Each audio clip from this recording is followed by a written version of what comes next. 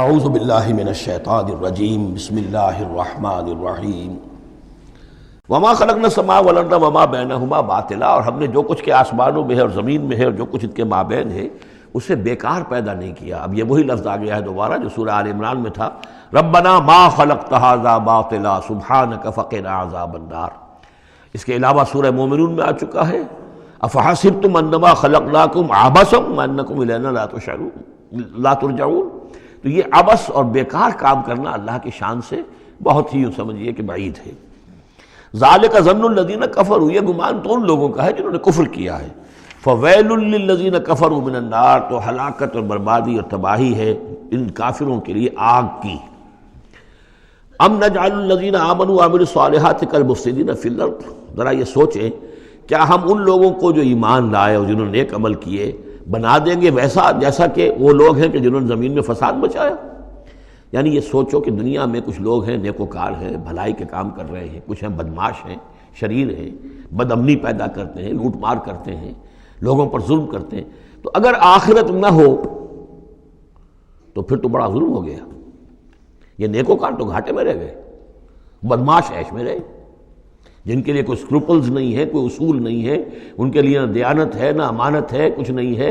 جہاں داؤ لگ جائے، جہاں ہاتھ پڑ جائے وہ حاصل کرنے کے لیے تیار ہے، اپنی تمام خواہشات کی جو ہے وہ تکمیل کرنے کے لیے ہر دم جو ہے وہ تیار ہیں، دیکھتے نہیں جائز ہے کہ ناجائز ہے، تو وہ تو پھر نفع میں رہے۔ اگر کوئی آخرت نہیں ہے تو پھر نفع میں وہ رہے، گھاٹے میں یہ رہے۔ جو بیچارے بچ بچ کر چلتے ہیں، کسی کا دل نہ میں دکھا دوں، کسی کا حق نہ مار لوں، کسی پر زیادتی نہ کر بیٹھوں، میں حلال کھاؤں، جائز کھاؤں، محنت سے اور سچ بولوں، جھوٹ نہ بولوں، وہ تو پھر گھاٹے میں رہیں گے۔ آخرت ہونا لازمی ہے۔ اس کا تو مطلب یہ ہے کہ پھر دنیا بیکار پیدا ہوئی۔ اگر آخرت نہیں ہے تو پھر انسانی زندگی کا، خصوصاً انسان میں جو اخلاقی حص ہم نے پیدا کی ہے، یہی تو ہے جو حیوان میں اور انسان کے درمیان بہت بڑا فرق ہے۔ ان کی جبلت ہے صرف، باقی کوئی اخلاقی حص ان کے اندر نہیں، لیکن انسان کے اندر تو اخلاقی حص ہے، جبلت بھی ہے اور اخلاقی حص بھی ہے۔ تو اس اخلاقی حص کا نتیجہ کیا نکلا؟ الٹا نکل رہا ہے، تو نتیجتاً دلہوش ہونا چاہیے۔ ام نجعل الذین آمنوا وعملوا الصالحات کالمفسدین فی الارض ام نجعل المتقین کالفجار، کیا ہم اپنے متقی بندوں کو برابر کر دیں گے ان فاجروں اور فاسقوں کی؟ کتاب انزلناہ الیک مبارک، یہ کتاب ہے قرآن جو اے نبی ہم نے آپ پر نازل کی ہے، مبارک، بہت بابرکت ہے۔ یہ برکت کے لفظ کو یہاں سمجھ لیجئے۔ برکہ عربی زبان میں کہتے ہیں کسی شے میں سے اس کے خیر کو نکالنے والی شے، وہ برکت ہے۔ کوئی شے پوٹینشلی آپ میں ہے لیکن یہ کہ وہ ڈورمنٹ پڑی ہوئی ہے، سوئی ہوئی ہے، اور اس کو آپ ایکسپلائٹ نہیں کر رہے، استعمال نہیں کر رہے، آپ کو اس کا شعور بھی نہیں ہے، احساس بھی نہیں ہے۔ کوئی شے جو آپ کو اس کا احساس دلا دے، پھر آپ اپنی اس صلاحیت کو استعمال کریں، ایکسپلائٹ کریں، اسے بروئے کار لائیں، وہ شے برکت والی ہوئی۔ تو یہ لفظ آتا ہے قرآن مجید میں، یا تو بام مبارکہ، باران رحمت، بارش برستی ہے، زمین میں وہ پوٹینشل رویدگی موجود ہے، ڈورمنٹ ہے، بیج پڑے ہوئے ہیں، پانی آتا ہے، جذب ہوتا ہے، آسموسس شروع ہوتا ہے، پانی داخل ہوتا ہے بیج کے اندر، وہاں کو حرکت شروع ہوتی ہے، اب وہاں سے وہ جو رویدگی نکل رہی ہے اور وہ بیج جو ہے اس سے اب دو پتیاں نکلی ہیں، تو مام مبارکہ۔ اسی طرح یہ کتاب مبارک ہے اس معنی میں کہ انسان کے اندر اللہ نے جو خیر ودیت کیا ہوا ہے، موجود ہے، اس کی روح میں ہے نور تجلی بھی اسی خاک میں پنہاں، غافل تو نرا صاحب ادراک نہیں ہے، وہ ہے تمہارے اندر، لیکن یہ کہ وہ ڈورمنٹ ہے، اس کو نکال کر برآمد کرنا، اس کو سامنے لانا، اس نیکی کو بروئے کار لانا، اس روح کی اور روحانیت جو ہے اس کی نشو و نما، اس کا پروان چڑھنا، یہ اس کتاب کا نتیجہ ہے۔ تو یہ کتاب مبارک ہے۔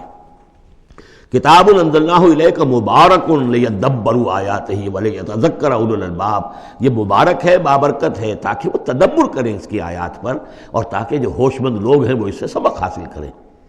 وَوَهَبْنَا لِدَاوُودَ سلیمان، اور ہم نے داؤد کو سلیمان جیسا بیٹا عطا کیا، نعم العبد، بہت ہی اچھا بندہ تھا ہمارا، انہ اواب، اور یقیناً وہ بھی ہماری طرف رجوع کرتا رہتا تھا، ہماری طرف ہی رجوع رہتا تھا، توجہ رکھتا تھا، دھیان ہمارے ساتھ لگائے رکھتا تھا۔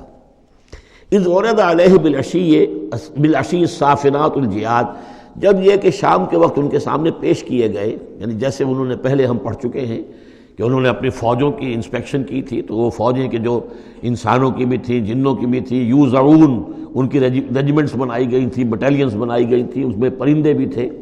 اسی طریقے سے اب یہ جو گھوڑے رکھے ہوئے تھے جہاد کے لیے، ظاہر بات ہے کہ گھوڑے کیولری جو ہے وہ تو زمانے میں اصل شے تھی، تو اس کو انہوں نے جو شام کے وقت انسپیکشن پریڈ کوئی ہوئی گھوڑوں کی، تو وَإِذْ عُرِضَ عَلَيْهِ بِالْعَشِيِّ الصَّافِنَاتُ الْجِيَادُ، بہت ہی عمدہ، بہت اعلیٰ نسل والے، بہت عمدہ جو گھوڑے تھے ان کو اس کے سامنے پیش کیے گئے، معائنہ کر رہے تھے حضرت سلیمان۔